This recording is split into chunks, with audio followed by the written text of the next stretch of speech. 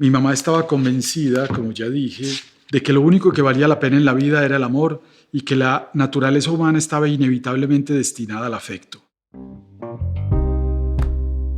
Mauricio García Villegas es profesor, columnista y abogado y acaba de escribir El país de las emociones tristes, una explicación de los pesares de Colombia desde las emociones, las furias y los odios. Y si bien era consciente de la existencia del mal, no pensaba que hubiera gente mala y por eso, a pesar de su fe inquebrantable en Dios, en el Dios de los católicos, no creía en el infierno y no se confesaba. Este libro es muchas cosas, pero ante todo es un homenaje a su madre. En él revela aspectos de su crianza religiosa y desde sus vivencias, lecturas y reflexiones explica el peso de las emociones tristes y plácidas. Hay que tratar de tener encuentros con personas benévolas que no nos siembren la semilla de las emociones tristes, de los odios, de los rencores, de los resentimientos, de las venganzas. Eso nos da felicidad y a su turno nos permite darle felicidad a otras personas. La felicidad está en buena parte en los buenos encuentros y en las amistades y en el amor. Entonces eso hay que cultivarlo. Como ves, todo esto tiene que ver con mi madre.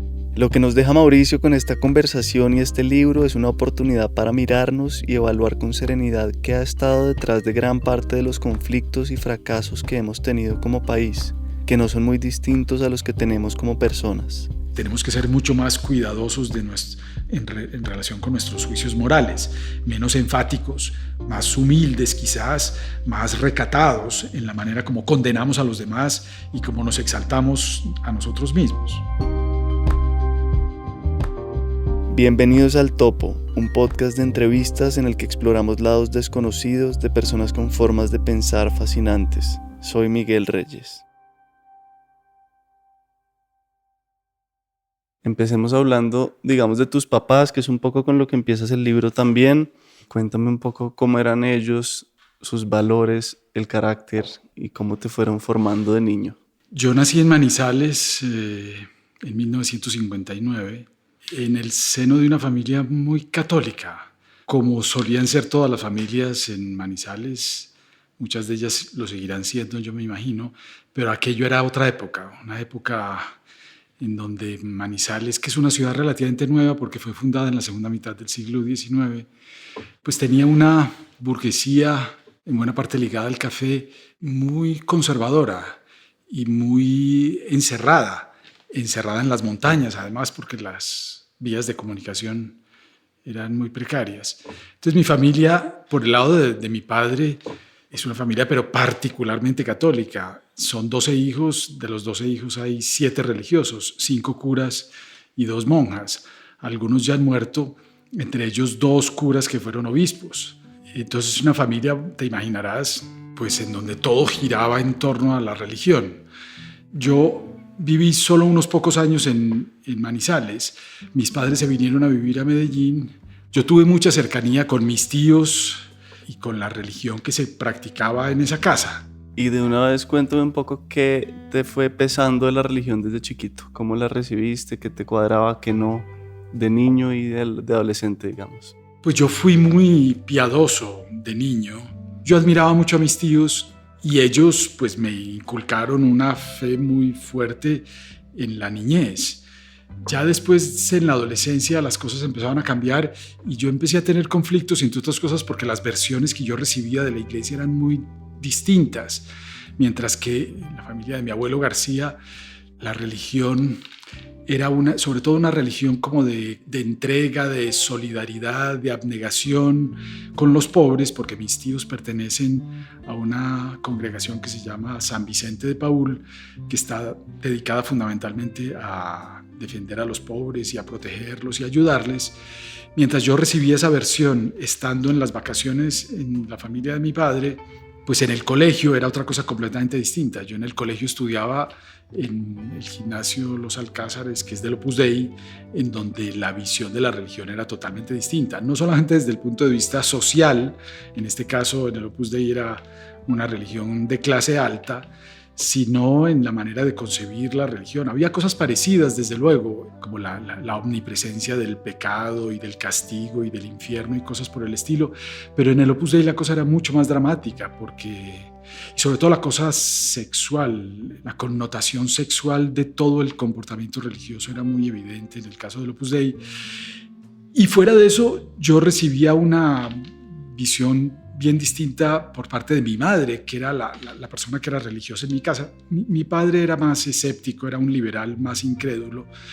Tal vez en alguna parte de mi infancia mi padre era creyente, pero yo creo que después dejó de serlo.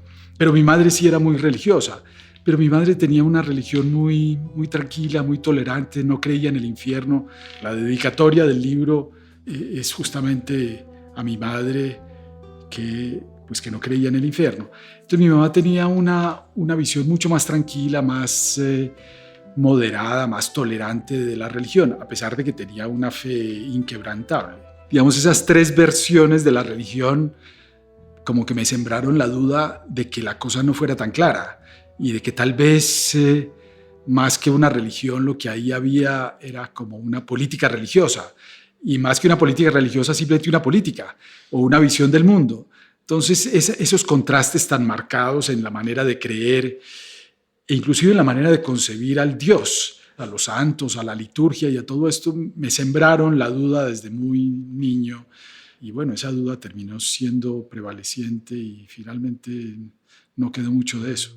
Y para volver a lo de tu madre, le damos un parrafito y lo comentamos, o me dices qué compartes y qué no, que me llamó la atención.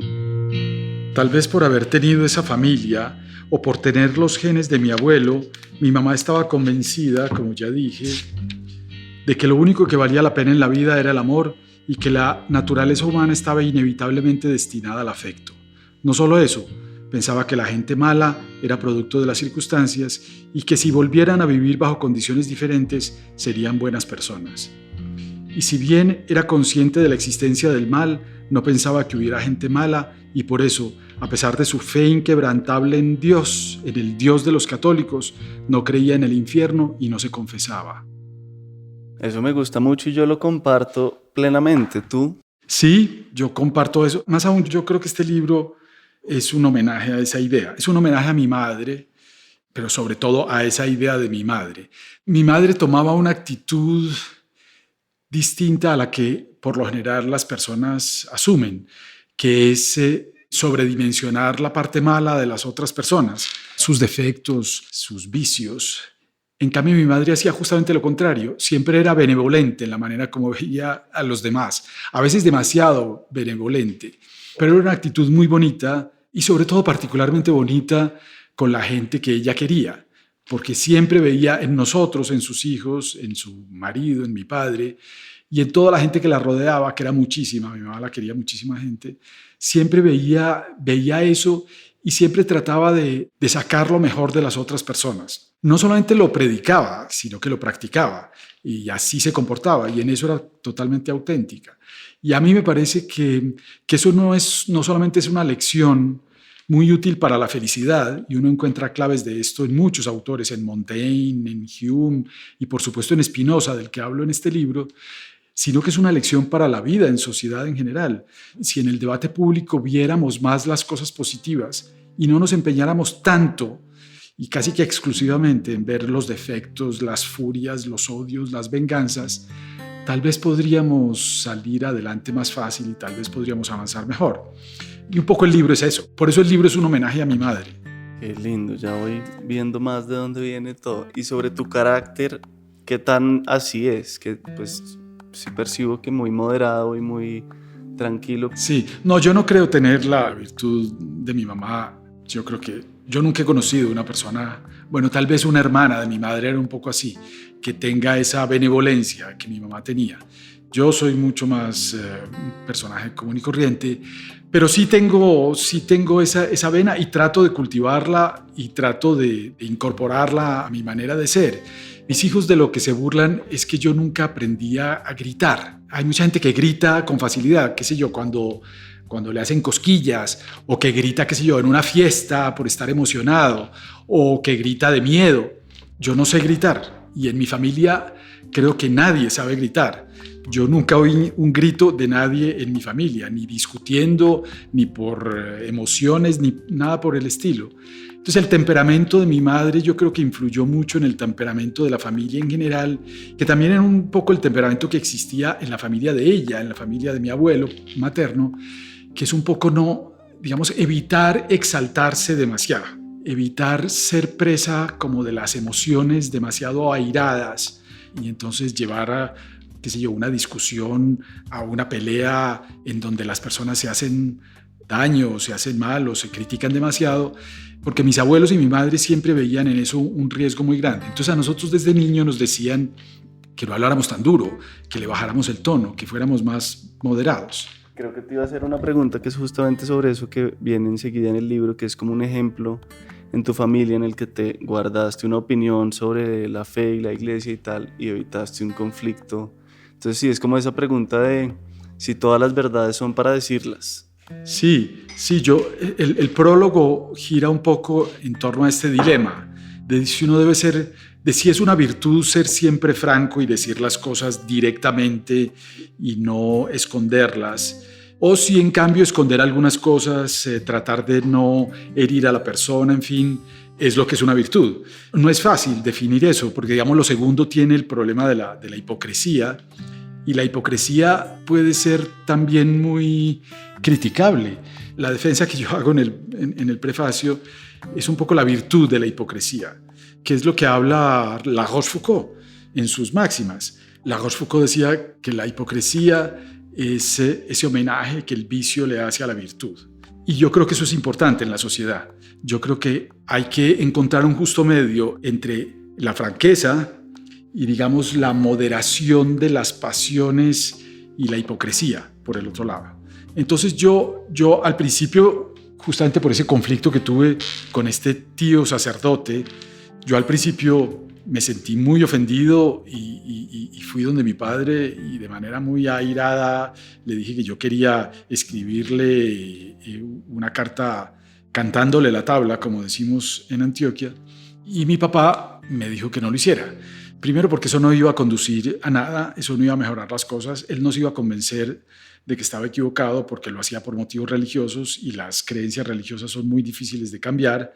Y segundo, porque eso iba a tener consecuencias nefastas y perjudiciales, incluso para mí en el resto de la vida, porque iba a perder un tío, a lo mejor a varios tíos, y se iba a crear una herida que iba a tener consecuencias más perjudiciales que simplemente las consecuencias que tendrían el olvido de mi parte con relación a lo que él había escrito o me había dicho.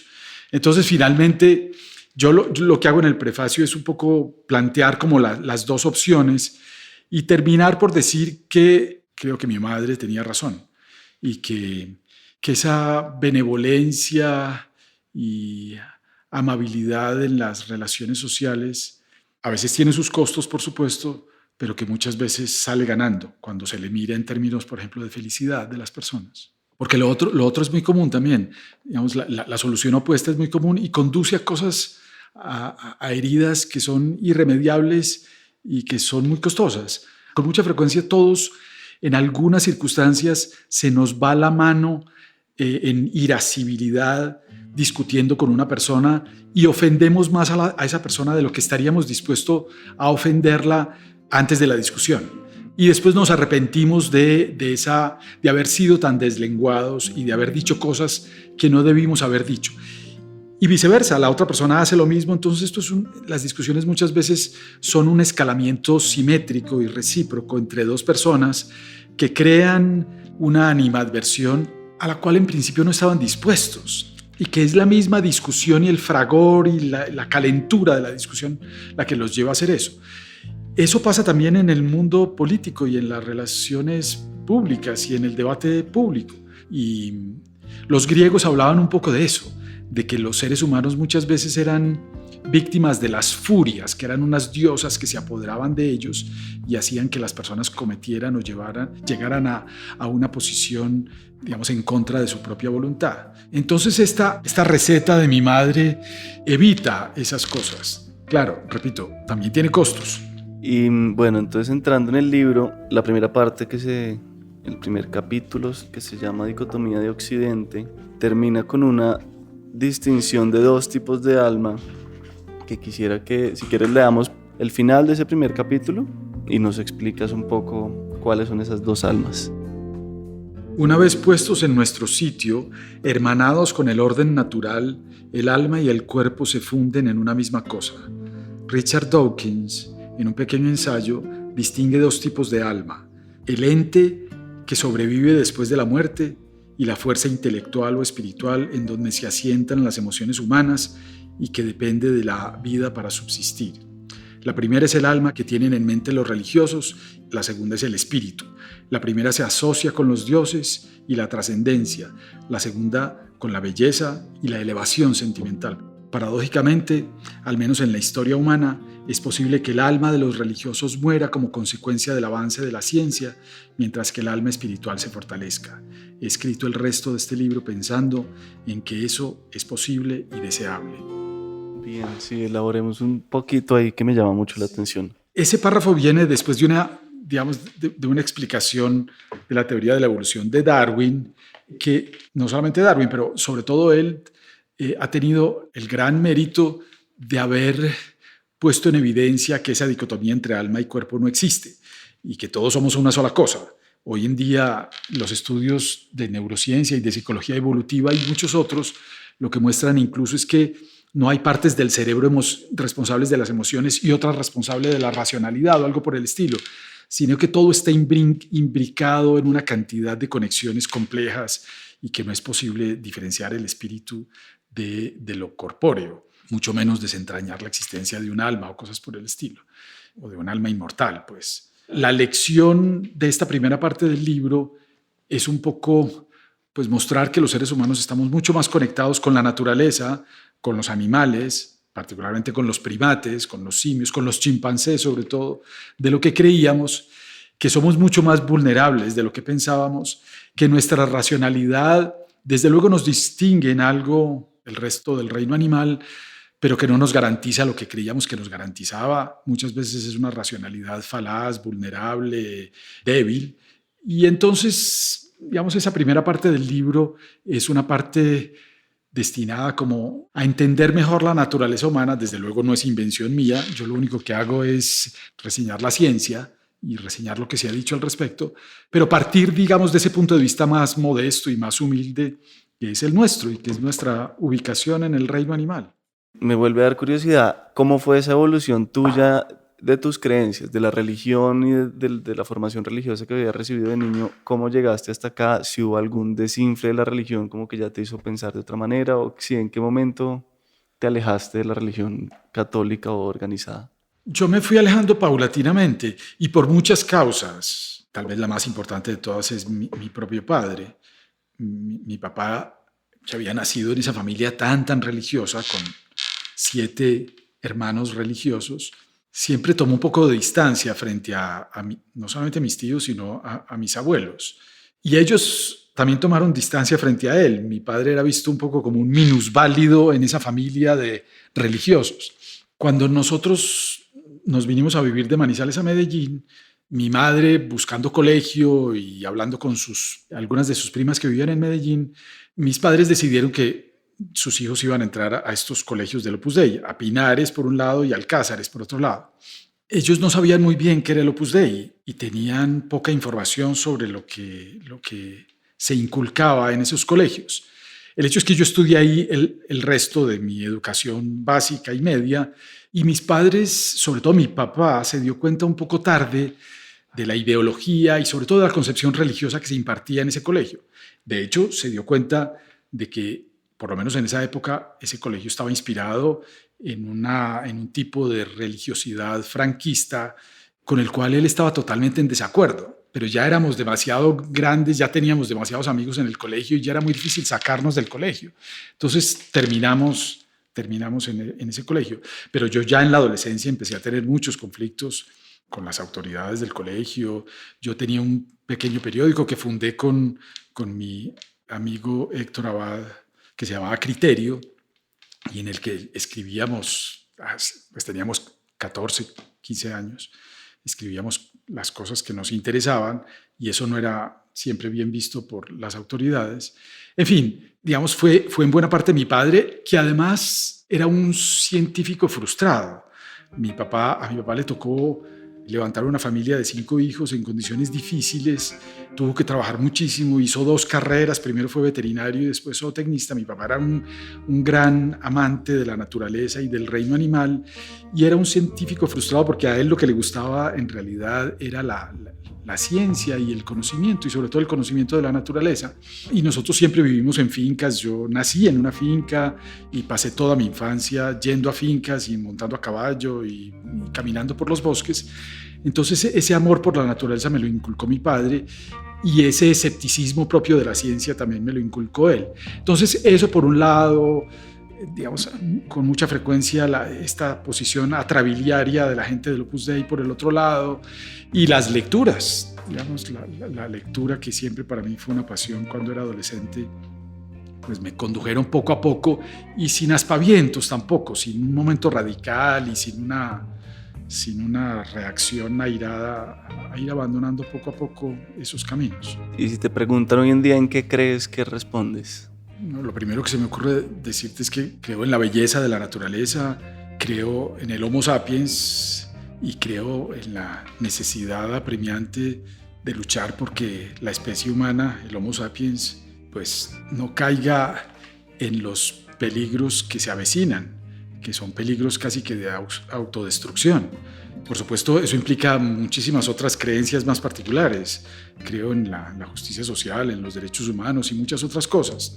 Pero lo creo, digamos, con una actitud de militante escéptico, criticando siempre la militancia y tratando de ser lo más autorreflexivo posible, es decir, tratando de poner en tela de juicio esas mismas creencias y de ponerme incluso en tela de juicio yo mismo, justamente porque soy muy consciente de los peligros de la racionalidad y, digamos, de la poca firmeza que muchas veces tienen nuestras convicciones, de la cantidad de falacias a las que estamos abocados, no solamente falacias retóricas y lingüísticas, sino falacias cognitivas.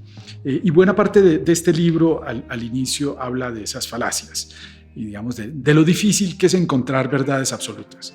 Porque este libro, digamos, es otra cosa, digamos, también tiene que ver con lo del homenaje a mi madre, es, digamos, una defensa de la tolerancia y digamos, de la humildad cognitiva también. Y ahí, para seguir avanzando con el libro, entonces el segundo capítulo, que se titula Las pasiones de la razón, tiene un epígrafe, ¿se dice esto?, que me encantó, y al comienzo dice: que la materia sea capaz de pensar en la materia es, en definitiva, uno de los misterios más fascinantes del universo, de Jorge Volpi. Sí, que está en un libro que él escribió sobre su padre, un libro muy bonito. Su padre era médico y entonces esto del cuerpo le interesa mucho a Volpi en ese texto. Entonces sí, ahí viene, no sé si esto es acá, sobre el yoísmo, una capítulo al final sobre el yoísmo. Cuéntanos un poco de qué se trata eso del yoísmo. Sí, una buena parte de esta primera parte del libro está dedicada como a mostrar que, justamente porque estamos muy conectados con la naturaleza, tenemos unos rasgos innatos que nos caracterizan y que no podemos evitar, y que si los entendemos mejor podemos salir adelante en nuestra permanente tensión con las pasiones y con las furias. Entonces yo lo que hago es armar como una lista que es mi propio canon, seguramente no es el canon oficial o académico, pero es una lista de rasgos innatos, y entonces entre esos rasgos innatos pues está la imaginación, está la imitación, la reciprocidad, el castigo, el moralismo, el yoísmo, el altruismo y el tribalismo. Todos son características que nos acercan mucho, bueno, tal vez salvo la imaginación, a los primates, a los simios, que todas esas características se encuentran en ellos. Y la del yoísmo es una de ellas. Nosotros somos defensores de nosotros mismos y casi que defensores a toda costa. Jonathan Haidt dice que todos tenemos un abogado interno que nos defiende de todo lo que decimos y de todo lo que hacemos. No es un juez ponderado que mira todas las circunstancias y nos indica cuál es el camino correcto y adecuado, sino que es un abogado que nos dice: hágale tranquilo que yo lo defiendo. Pero más importante que la defensa del yo es la defensa del grupo. Yo creo que la imaginación, digamos, nuestra condición de echadores de cuentos, nuestra condición de imaginadores de historias y nuestra condición de defensores de nuestra tribu, de nuestro grupo, así sea el equipo de fútbol o la religión o el partido político o el grupo de amigos o la familia, esas dos condiciones yo creo que son las más fuertes y las que más incidencia tienen en el tipo de sociedad que tenemos. Porque nosotros somos defensores del yo, de nosotros mismos, pero sobre todo somos defensores de nuestro grupo. Y la defensa que emprendemos de nuestra propia persona y del grupo es una defensa, digamos, muchísimo más importante que nuestro apego a la verdad o nuestro apego a la honestidad o nuestro apego a las reglas de juego o cosas por el estilo. Eso es lo que explica, digamos, qué sé yo, las cosas que ocurren en la política, que en los Estados Unidos haya 70 millones de personas que defiendan a Trump a pesar de lo que Trump hace. Es que lo que Trump hace es mucho menos importante que la creencia en que este personaje es un gran salvador de los Estados Unidos. Y así pasa con muchos personajes. Bien, leamos entonces, porfa, desde Dedicamos lo esencial, ahí con esa cita de Borges que es muy buena. Dedicamos lo esencial de nuestra energía intelectual a convencer a los otros más que a descubrir cosas. Cada persona es el héroe de su propia historia, se suele decir. Vivimos demasiado encerrados en el personaje que creemos ser. La Rochefoucauld, de nuevo, el gran maestro del amor propio, sostenía que aquel que cree poder encontrar en sí mismo lo necesario para vivir sin los demás se equivoca, pero aquel que cree que los demás no pueden vivir sin él se equivoca todavía más. La verdad es una posesión que nos empeñamos en confirmar, más que un desafío que nos empeñamos en descubrir. Hay un cuento incluido por Borges en su antología de la literatura fantástica, que relata lo siguiente.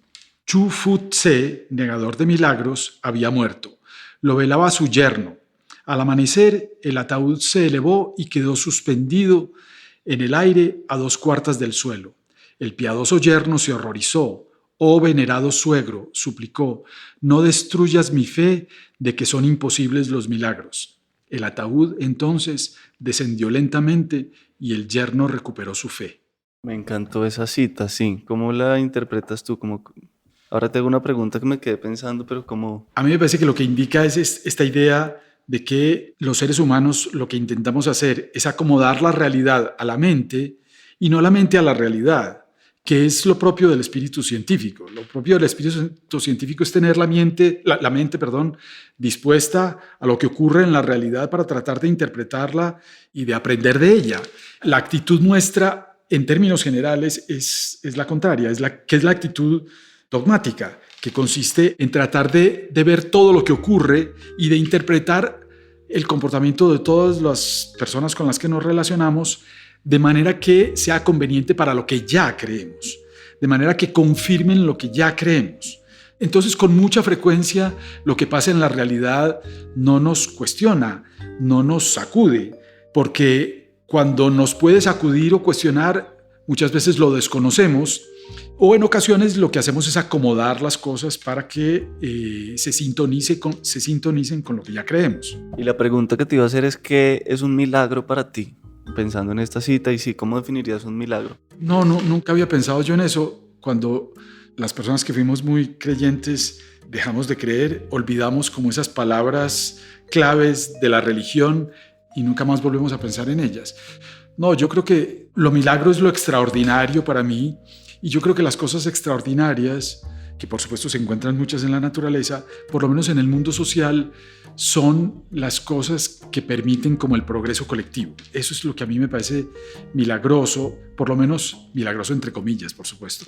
Yo creo que uno de los graves problemas de Colombia es como la enorme dificultad para emprender empresas colectivas exitosas, como las enormes trabas, dificultades, enredos, embrollos en los que caemos en toda empresa colectiva, que es un poco una especie de falta de inteligencia colectiva. Somos muy inteligentes individualmente, pero colectivamente somos muy torpes en la mayoría de las cosas. Entonces yo creo que lo extraordinario en Colombia es eso, y a eso es a lo que hay que apuntarle, creo yo. Sí, me acuerdo que no sé si escribiste alguna vez algo sobre la comparación entre los japoneses y los colombianos, los japoneses como con su capacidad de trabajar en equipo y los colombianos muy buenos para trabajar individualmente. Sí, eso es una anécdota que tiene que ver con un profesor de la Universidad Nacional, uno que estuvo en la Universidad Nacional durante 50 años y cuando ya se iba a retirar, estaba muy viejo e iba a regresar al Japón, un estudiante le preguntó: óigame, profesor, ahora que usted se va, dígame cuál es la diferencia que usted cree que existe entre un japonés y un colombiano. Y entonces el japonés, con la elegancia que caracteriza a los individuos de esa cultura, le dijo: mire, yo creo que un colombiano es más inteligente que un japonés, en lo cual estaba siendo simplemente gentil, pero dos japoneses son más inteligentes que dos colombianos.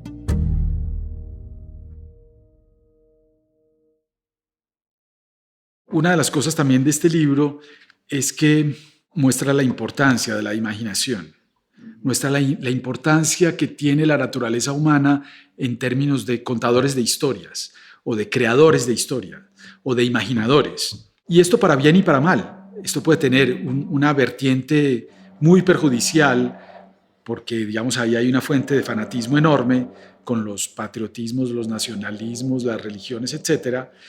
Pero puede ser una fuente también extraordinaria de goce y de felicidad, cuando la imaginación se utiliza para ser más creativos, para la literatura, se utiliza en las ciencias sociales, etc. Una de las cosas que yo trato de defender al final de este libro como una falta de fronteras entre el mundo de la academia, el mundo del ensayo y el mundo de la literatura. Esas cosas tienen muchas más conexiones de las que creemos. Y eso me encantó del libro, que tiene pues mucho de académico, pero también mucho de ti, mucho de distintas cosas, sí, como que no es fácil de clasificar y me gusta cuando pasa eso, porque siento que a veces ya está todo muy encasillado y como que hay unas fórmulas muy fijas que no permiten jugar. No, y que las ciencias sociales, que son tan áridas y a veces, inclusive en la manera de expresarse, en el lenguaje que utilizan, tienen mucho que aprender del ensayo y de la literatura, y que en términos de verdad la cosa es mucho más complicada. Yo siempre cito esa frase de Tabucchi en Sostiene Pereira, que dice: quizás la filosofía no haga otra cosa que ocuparse de verdades, pero tal vez lo único que ha hecho es ocuparse de ficciones. Y quizás la literatura no haya hecho otra cosa que ocuparse de ficciones, pero en realidad tal vez lo único que ha hecho es ocuparse de verdades. Bueno, y entonces, siguiendo en el orden del libro, el tercer capítulo es La razón y la cultura. Lo que quería de acá era el acápite de maldad irredimible, que es una fábula del sapo y el escorpión. Un escorpión quiere pasar de una orilla de un río a la otra orilla, pero no se puede ahogar fácilmente si lo intenta solo. Entonces le pide a la rana que le permita montarse en su lomo y que ella le ayude a atravesar hacia el otro extremo, hasta el otro extremo del río, hacia la otra orilla. Y la rana le dice: sí, pero es que yo te tengo miedo porque tú de pronto me picas y me envenenas. Si me prometes que no lo vas a hacer, pues yo te paso al otro lado. Y cuando van en la mitad del riachuelo, el alacrán pica a la rana y entonces muere y se ahogan los dos. Y antes de morir, la rana le dice: pero no me habías prometido que no me ibas a picar. Y entonces el alacrán le contesta: sí, te lo había prometido, pero no lo puedo evitar, está en mi naturaleza. Es un poco lo que venías diciendo antes, de que uno no alcanza a medir como sí, lo que está fuera del control de uno, de la naturaleza de uno. Sí, pero la buena noticia es que sí lo podemos hacer. O sea, claro, tenemos esos impulsos, tenemos esas pulsiones internas que muchas veces son muy fuertes y muchas veces se imponen sobre nosotros, pero el hecho es que podemos evitarlo, podemos controlar esas pasiones. Steven Pinker ha escrito cantidades de cosas sobre el progreso moral de la humanidad, no solamente Pinker, o sea, buena parte de los científicos sociales están de acuerdo, constatan que ha habido un progreso moral de la humanidad en los últimos 2 siglos muy evidente. Si uno mira todos los indicadores, hay mejorías y mejorías sustanciales. Y eso se ha logrado justamente por esa capacidad que tenemos los seres humanos de controlar nuestras pulsiones, de imponer un orden a esas emociones incontroladas. Con esto no quiero decir que las emociones siempre sean malas y entonces la racionalidad sea buena. Como he dicho, la racionalidad muchas veces se equivoca y en la emocionalidad muchas veces hay, digamos, unas maravillas de las cuales nos podemos beneficiar en cantidades. Lo que quiero decir con esto es que es un poco lo que dicen los psicólogos evolutivos, y es que la mente humana tiene dos sistemas, el sistema 1 y el sistema 2. El sistema 1 es el sistema emocional, intuitivo, permanente, que nunca descansa y que funciona en la vida cotidiana sin descanso. El sistema 2 es el sistema racional, que un poco controla el sistema 1 emocional, pero que implica un esfuerzo, y los seres humanos somos perezosos, entonces no siempre lo ponemos a operar, y además no siempre es certero, muchas veces se equivoca también ese sistema racional. Lo que yo creo que significa el progreso de la humanidad en términos morales es el avance de ese sistema 2 y el avance de una cultura mucho más estricta en el control de ciertas pasiones, por ejemplo en el control de la violencia. Y por eso yo creo que Colombia es un país particularmente atrasado en eso. En muchos países, particularmente en Europa, pero en muchos otros países, la violencia ha ido reculando, ha ido desvaneciéndose. No solamente la violencia en términos de conflicto armado o de guerras, sino la violencia social en términos generales. En Colombia nos falta mucho por lograr eso.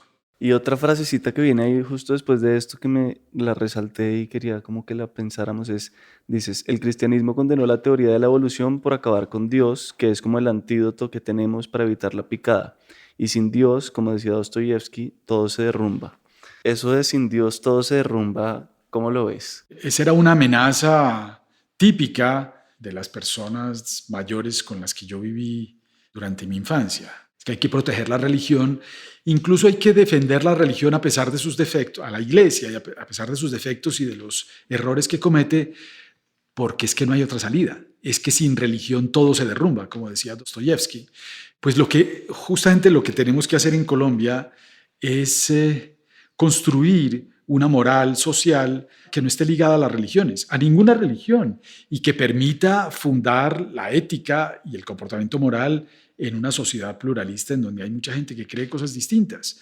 Yo creo que la moral debería pasar de la ética de los deberes, de la ética del cumplimiento de los deberes en un listado, por ejemplo, en los 10 mandamientos o cosas por el estilo, a una ética de las virtudes, como del florecimiento personal, del mejoramiento personal, de cada uno tratar de ser mejor persona, más benevolente, más honesto, más cumplidor, más respetuoso, etcétera, etcétera. Me encanta eso también de devolverle el poder a uno mismo y saber que está en uno, pues cultivar esas virtudes y no afuera. Y ese es un arraigo moral mucho más fuerte. Y aquí también, esto solo para dejarlo dicho que me encantó, es la naturaleza no tiene rumbo ni propósito, pero nosotros podemos darle uno. De hecho, le hemos dado uno que seguramente no es el mejor posible. Así de fácil, sí, como que lo veo. Sí. No, nadie va a llorar si el mundo se acaba. No va a haber ni un Dios, solamente nosotros podemos lamentarnos de eso, pero el futuro no está asegurado. Total. Bien, y entonces después viene el capítulo de Spinoza que me gustó mucho también, que sí, si quieres hablemos un poco de él y de la influencia que ha tenido en ti, y miramos y leemos algún pedacito. Sí, Spinoza era un filósofo extraordinario, siempre hay que recordar la fecha, nació en 1630, o sea, primera parte del siglo XVII, cuando apenas la ciencia estaba naciendo en Europa, expulsado de una manera brutal de la comunidad judía a la que pertenecía, y terminó, a pesar de los ataques y de las furias que existían contra él, terminó adoptando una actitud muy estoica, además, de tratar de entender a la gente y de no ser víctima él mismo de los odios, de los rencores, de las venganzas, entre otras cosas porque eso lo hacía infeliz, porque eso lo conducía a perder lo más valioso que él consideraba que existe en la vida, que es el goce. El goce no desaforado y desmesurado, sino un goce, digamos, guiado también por la racionalidad. Un goce, como decía Aristóteles, guiado por la temperancia, es decir, evitando el encadenamiento de las adicciones y el desierto de la abstinencia. Entonces Spinoza era un gran defensor del placer, del goce, atemperado, si se puede decir así, y lo que hizo durante toda su vida fue tratar de entender esas furias, esos odios, eso que él llamaba las emociones tristes, y tratar de mostrar hasta qué punto Los grandes males de la sociedad y de la humanidad venían de ahí, y de los grandes personajes que promovían esas emociones tristes, que para él eran los sacerdotes que las difundían, los tiranos y los esclavos, que eran las víctimas de esas emociones tristes. Spinoza decía que la felicidad dependía de los encuentros que uno tenía, no solo con las cosas materiales, sino con las personas. Entonces uno podía tener un encuentro malo con una comida envenenada, con una fruta envenenada, por ejemplo. Eso era un mal encuentro que lo afectaba a uno mucho y lo podía incluso hasta matar. Pero el gran malestar, digamos, los peores encuentros son con las personas. Hay que tratar de tener encuentros con personas benévolas que no nos inculquen, que no nos siembren la semilla de las emociones tristes, de los odios, de los rencores, de los resentimientos, de las venganzas. Eso nos da felicidad y a su turno nos permite darle felicidad a otras personas. Y la felicidad, bueno, como decía además Montaigne, que también lo dice Hume, la felicidad está en buena parte en los buenos encuentros y en las amistades y en el amor. Entonces eso hay que cultivarlo. Como ves, todo esto tiene que ver con mi madre. Qué bien, sí. Y dejemos aquí leído el último párrafo desde la página 102, que es desde para Spinoza la vida está impulsada por una fuerza interior. Para Spinoza la vida está impulsada por una fuerza interior que denomina conatus y que no solo está presente en los humanos, sino que hace parte de la vida. Cada cosa, decía, se esfuerza por perseverar en su ser y además ese esfuerzo es su esencia. Todos los seres humanos estamos jalonados por esa fuerza biológica y espiritual a la vez que nos fortalece y nos mejora. Hay una extraordinaria similitud entre este concepto y el de homeostasis y de ahí en parte la fascinación que autores como Antonio Damasio tienen por Spinoza. Eso era lo que intentaba decir al principio. El conatus se manifiesta en el deseo, que es la esencia del hombre, dice Spinoza. No hay nada virtuoso en la supresión de los deseos, por el contrario, hay mucho de sospechoso, es tanto como cercenar la vida y acercarse a la muerte. De hombres sabios, decía Spinoza, es disfrutar, guiados por la razón, de las emociones que nos ofrece el cuerpo. Podemos, por ejemplo, optar por un placer duradero y enriquecedor, como el amor o el arte, en lugar de optar por uno efímero y destructor, como la embriaguez.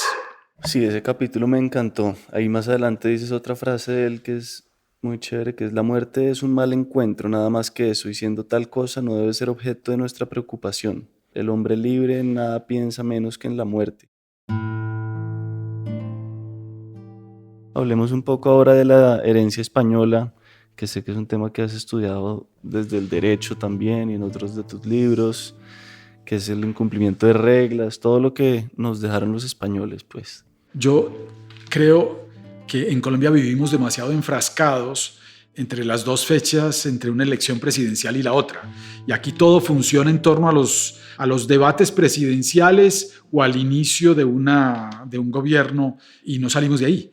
Yo creo que es muy importante entendernos a nosotros como país, pero sin olvidar lo que fue la colonia y sin olvidar lo que fueron los españoles. Y yo en libros anteriores, sobre todo en El orden de la libertad, le dedico una buena porción del libro a esa conexión cultural y sobre todo emocional que tenemos con los españoles que vinieron a estas tierras. Entonces, por eso, en esta parte del libro también hablo de eso. Una de las cosas que a mí me interesa mucho en este libro es mostrar las conexiones tan estrechas que hay entre la historia del siglo XIX, por ejemplo, en España, y la historia del siglo XIX nuestra, en donde si uno repasa esas dos historias encuentra los mismos personajes, los mismos fanáticos, los mismos discursos desaforados, las mismas acciones extraordinarias de los fanáticos, las mismas guerras civiles, por los mismos motivos, etc. Claro, hay cosas que cambian. Inclusive si uno mira el siglo XX y compara la Guerra Civil Española con nuestra época de la violencia, hay muchas similitudes. Desde luego allá hubo una guerra mucho más amplia. La Guerra Civil Española fue una especie de laboratorio de ensayo de la Segunda Guerra Mundial, pero los personajes son muy parecidos, los discursos son muy parecidos, las justificaciones de los fanáticos son muy parecidos en ambos lados. Entonces a mí me parece que estudiar a España es algo muy importante y yo creo, a mí siempre me ha sorprendido que los historiadores en Colombia se preocupen tampoco por esa comparación. Quizás es porque nos metimos la mentira de que con la independencia ya éramos otra cosa y de que teníamos que olvidarnos de España. Yo mismo me metí esa mentira en muchos de mis textos de hace muchos años, cuando hablaba de filosofía del derecho, creyendo pues que ya España había quedado chuleada de lado y que ahora lo que teníamos que mirar era a Francia y a los Estados Unidos y que era de ellos que teníamos que aprender y que todas nuestras instituciones y todo nuestro derecho, por ejemplo, venían de ahí y que de lo otro no nos podíamos olvidar. Eso puede ser cierto, pero lo que no es cierto es que España siempre está presente. Como dice Octavio Paz, en América Latina las heridas del pasado siguen presentes y todavía manan sangre. Pues bien, eso ocurre y nuestro temperamento, nuestra emocionalidad, nuestra manera de ver el mundo no ha sido derogada por ninguna ley ni por ninguna constitución. Sigue muy presente tal como estaba en la época de la colonia y como nos la transmitieron los españoles. Y ahí, solo para dejarlo como dicho, ¿cuáles son como esos rasgos que nos quedan? No sé si es como la desconfianza y la raíz del incumplimiento de reglas. Sí, yo ahí hago un recuento de esas cosas, pero la desconfianza es uno de ellos. El individualismo indómito del que habla Borges, por ejemplo, es otro. El escepticismo frente a las instituciones, la arrogancia del español, eso lo tenemos nosotros muy claro. Ese envalentonamiento del individuo no solamente contra los demás, sino contra las instituciones, incluso contra el Dios y la religión en las que cree ese personaje, ese individuo. Yo creo que buena parte de las raíces del fanatismo y del dogmatismo nos vienen de España. Nos vienen de la España de esa época. Eso es muy importante aclararlo. No de la España actual. Yo creo que América Latina en muchos rasgos se parece más a la España clásica que los españoles actuales a esa España clásica. Nosotros, frente a esa España clásica, somos más españoles que los españoles actuales. Eso está bueno. Y bueno, saltemos a la tercera parte, que es la representación del mal. Y sí, antes de leer, cuéntanos un poco de qué es esta última parte del libro. Pues esta última parte sobre el mal, que es una representación, que es una manera de ver, no es una sentencia condenatoria de un juez. Cuando nosotros consideramos que una persona es mala, no tenemos esa sentencia condenatoria, tenemos una imagen. Y en esa imagen cuenta mucho nuestra creatividad y nuestra capacidad para construirla, para amoldarla y para acomodarla a lo que nos conviene. Entonces, en buena parte esta tercera parte del libro es sobre ética y sobre la concepción del mal, una concepción, digamos, mucho menos enfática, mucho más ligada a las emociones y sobre todo a las emociones tristes, mucho más dependiente de esas emociones tristes y por lo tanto, digamos, la conclusión de aquí es que tenemos que ser mucho más cuidadosos en relación con nuestros juicios morales, menos enfáticos, más humildes quizás, más recatados en la manera como condenamos a los demás y como nos exaltamos a nosotros mismos. Y ahí leamos, porfa, Los lentes del mal, que es el puro comienzo de esta parte. Las emociones tristes dependen del mal y de sus manifestaciones. Sin despojo no hay venganza, sin pecado no hay congoja, sin engaño no hay resentimiento, sin herejes no hay dogma, sin ignorancia no hay miedo y sin infamia no hay odio. ¿Pero qué es el mal? ¿Cuál es su naturaleza? ¿Su origen? En esta última parte me ocupo de eso y sobre todo de algo más preciso y más conectado con nuestra condición emocional. ¿Qué tan acertada es la imagen que nos hacemos del mal? O dicho de otro modo, ¿qué tan ecuánimes son nuestras admoniciones morales? Otra cosa que es importante en esa parte del libro es la idea de la banalidad del mal, de cómo los seres humanos podemos caer fácilmente en el fanatismo y en el mal a pesar de nosotros mismos. El tema de la banalidad del mal está ya de alguna manera en algunos griegos clásicos, pero sobre todo fue desarrollado por Hannah Arendt a raíz del juicio a Eichmann, un criminal nazi que fue juzgado en Israel. Hannah Arendt fue invitada a ese juicio y toda la comunidad judía esperaba que Arendt pues sacara un texto condenando a Eichmann y digamos destrozando a este personaje criminal. Y en lugar de eso, lo que ella dijo en un texto publicado en el New Yorker era que Eichmann era un imbécil, un pobre diablo que seguía órdenes de manera totalmente indolente. Y reflexionando sobre eso llegó a la conclusión de que todos los seres humanos que en condiciones normales no somos capaces de matar una mosca, si nos ponen en ciertas circunstancias muy específicas, podemos llegar a cometer los peores crímenes. Dije mal, no todos los seres humanos. Hay un experimento que es el experimento de los choques eléctricos de Milgram, que es muy famoso, que intenta un poco en el laboratorio replicar esto que dice Hannah Arendt, y lo que concluye es que en un experimento que tiene que ver con supuestamente la memoria y en el que un profesor le pide a un invitado que le imparta choques eléctricos a una persona que está en una silla eléctrica cuando se equivoca, pero en realidad pues esta persona que está en la silla eléctrica es un actor y no le está impartiendo ningún choque eléctrico. En fin, el experimento lo que demuestra es que más o menos el 60% de las personas siguen las órdenes del profesor hasta el punto de llegar a matar a la persona o de poner en riesgo su vida. Pero claro, la buena noticia es que hay un 30% de las personas que dicen: no, señor profesor, yo no sigo con esto, me muero la pena, siga usted con su experimento, yo me voy. Y entonces se sale del recinto y no conecta con la muerte del involucrado. ¿Y qué es el valor de la desobediencia? Que es el valor de la desobediencia. O sea, siempre hay héroes de ese tipo. Yo lo que digo en el libro es que todos nos debíamos preguntar, bueno, ¿y en esas circunstancias excepcionales yo qué haría? Y deberíamos ser un poco escépticos. O sea, en Colombia hay cantidades de situaciones de esas, qué sé yo, de secuestrados que los chantajean, de prisioneros de guerra, de personas que en situaciones de guerra se ven en estas situaciones extremas en donde tienen que hacer el mal simplemente por seguir órdenes. La pregunta que uno debería hacerse, bueno, es ¿yo qué haría? Y yo creo que todos deberíamos ser un poco recatados en esa respuesta y decir, bueno, yo tal vez sería parte de ese 30 o 35% que dicen no más y que se va y que no conecta. Pero no es tan fácil, quién sabe.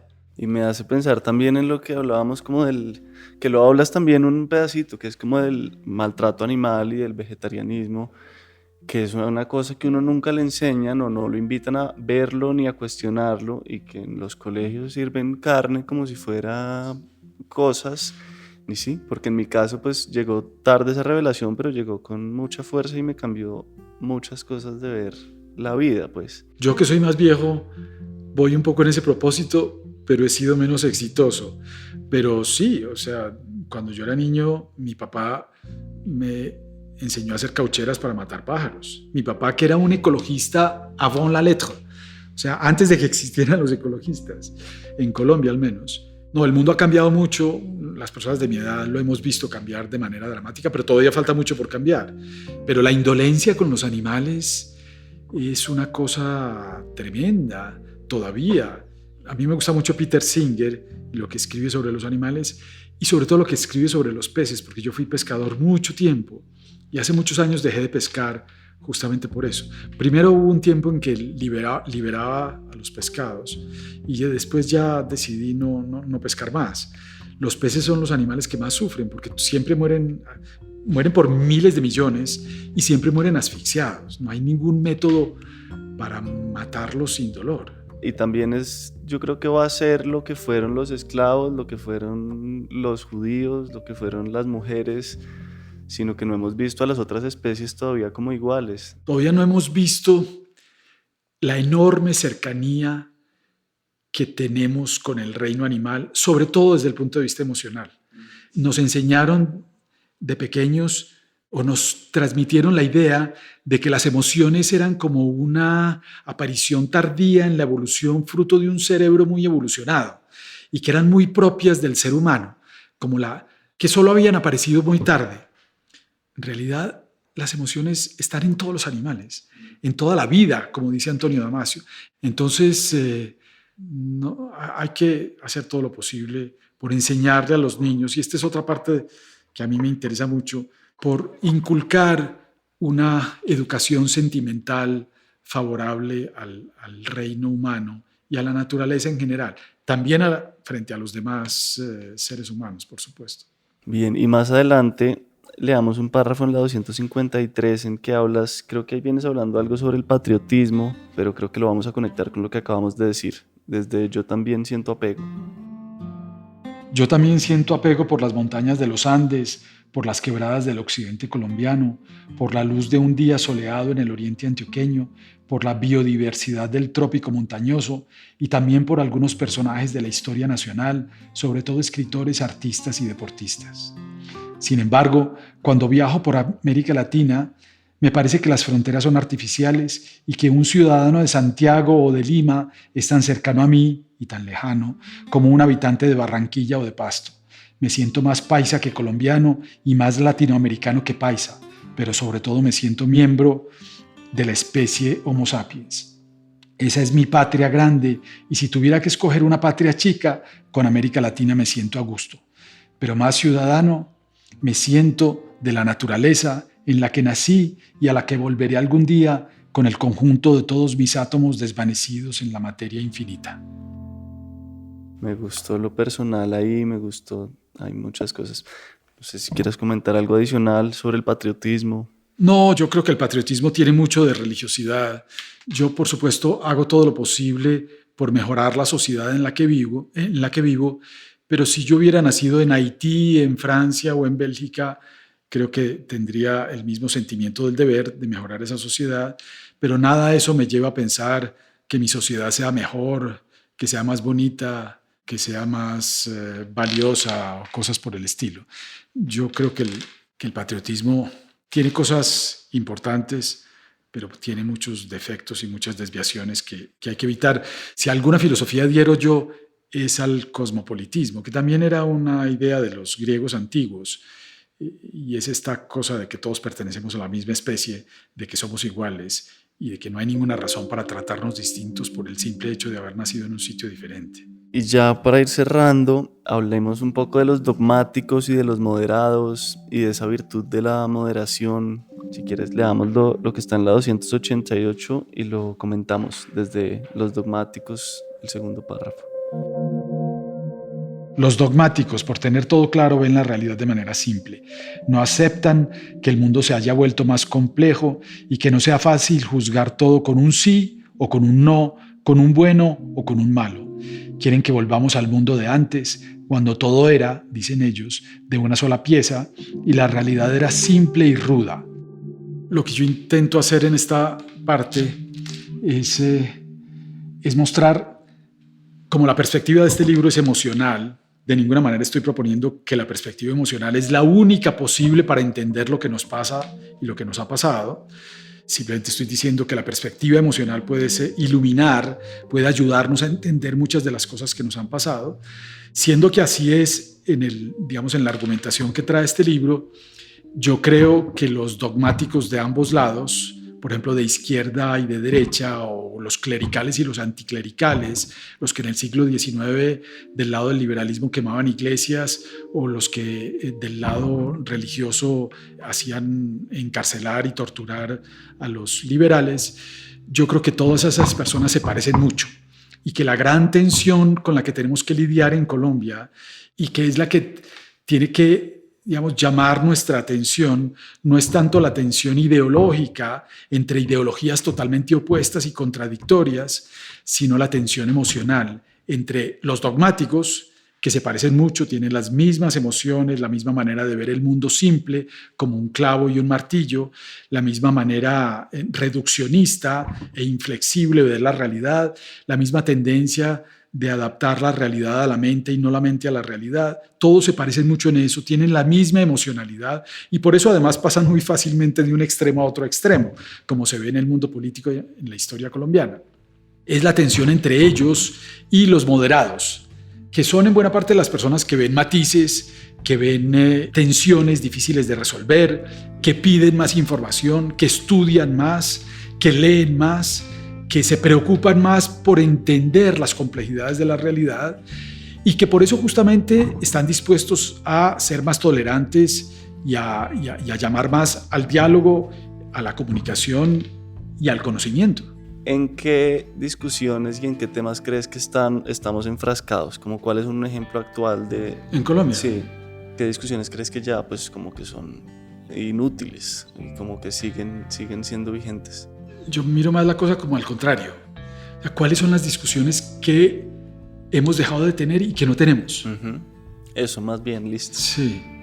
Por ejemplo, a mí me parece que dejamos de hablar de la reforma agraria. Y yo creo que el país está pagando desde hace muchos años un precio demasiado alto por nunca haber logrado una reforma agraria. Los países desarrollados casi todos pasaron por una reforma agraria, o todos pasaron por una reforma agraria. Esa discusión nunca la volvimos a tener y dimos el tema por resuelto, cuando en realidad nunca se resolvió. La discusión sobre la educación pública. Ahora hay un poco más de discusión sobre educación pública con el libro de Wasserman y otras cosas. Yo justamente estoy haciendo un libro con Leopoldo Ferguson y Juan Camilo Cárdenas en la Universidad de los Andes y en De Justicia sobre la educación. Entonces es un tema que se viene discutiendo un poco más. Pero ese gran proyecto de crear un gran sistema de educación pública también se ha dejado de discutir y yo creo que esa es una gran tarea nacional que algún día tendremos que retomar. Y otra cantidad de discusiones, la discusión sobre los animales, sobre la manera como estamos acabando con la naturaleza y con los animales mismos dentro de la naturaleza, es otra discusión que es marginal y que no aparece en el debate nacional. Y hay otra cantidad de discusiones que tampoco aparece casi que por cansancio de la opinión pública. La reforma política, por ejemplo. La reforma a la justicia, por ejemplo. Se han intentado tantas veces y ha habido tantas frustraciones que la opinión pública ha terminado por pensar que como no se han podido resolver, pues ya se resolvieron de esa manera, que es no resolviéndolas. Y eso es un engaño. Entonces hay una cantidad de discusión y entonces del otro lado, pues tenés una cantidad de discusiones jurídicas, hiperpolitizadas, que hacen parte de la vida cotidiana de los colombianos, que todos los días aparecen en la radio y en la prensa y en las redes sociales, por ejemplo, que son también muy emocionales y que suscitan muchas emociones, buena parte de ellas tristes, que nos mantienen enfrascados con un focus muy específico y muy coyuntural y que nos impiden ver estas otras discusiones más de largo plazo y más fundamentales, creo yo. ¿Y a qué acudes en los momentos difíciles o de tristeza o de confusión? ¿A qué te aferras? ¿Dónde buscas alivio? A la naturaleza. Para mí el campo es una gran fuente de emoción amable o de emoción plácida, que es lo contrario a las emociones tristes. La naturaleza es para mí una fuente grandísima de enseñanzas y de felicidad. Entonces yo, que soy en buena parte meditabundo y ensimismado, con mucha frecuencia acudo al campo y al campo en donde vivo en este momento, que es el oriente antioqueño, para nutrirme y para serenarme. Bien, pues eso fue. 1.000.000 de gracias de verdad por tu generosidad, por haber escrito este libro. El Topo es una producción de la no ficción y es dirigido por mí. Este guión fue editado por María Antonia Ruiz y Camila Preciado. La mezcla y el diseño de sonido fueron de Daniel Díaz y Valentina Fonseca. Álvaro Guerrero es el manager de audiencias y Angélica Duque es la ilustradora. En el próximo episodio... Ahí, frente al ataúd que contenía el cuerpo de mi mamá, volvió a mí con nitidez. La repetí como un mantra, como una oración. El silencio es tan grande que parece que Dios hubiera muerto. Hablaremos con Diana Ospina Obando sobre su nuevo libro Parece que Dios hubiera muerto, sobre la relación que tuvo con su madre y el hueco que dejó su partida. Gracias infinitas a quienes ya se han sumado a nuestra comunidad. Algunos de ellos son Ana María Saldaña, Luisa Flores, Paula Restrepo, María Alejandra Cruz, Camilo Arango, Luis Fernando Pacheco, Rafael Socarrás, Carla Asaúd, Andrés Balén y Luz Elena Niño. Si quieren contactarnos, estamos como Podcast El Topo en Instagram, Twitter y Facebook. Si tienen preguntas, comentarios o sugerencias, no duden en escribirnos por ahí. Muchas gracias por escucharnos.